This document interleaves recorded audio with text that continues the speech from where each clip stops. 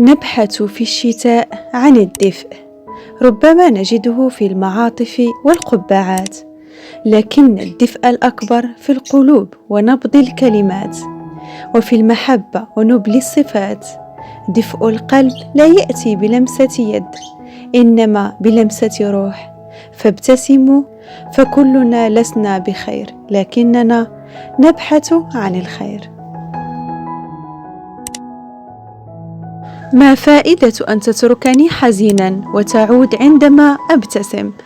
أن تتركني في مواجهة الأسى والألم وتعود حينما أتجاوزهما بالتعب والمعاناة. ما فائدة وجودك عندما لا تصير جزءا من مقومات قوتي، عندما لا تصير جزءا من أمل يدفعني للطريق؟ ما فائدة وجودك وأنت في الحقيقة لا توجد؟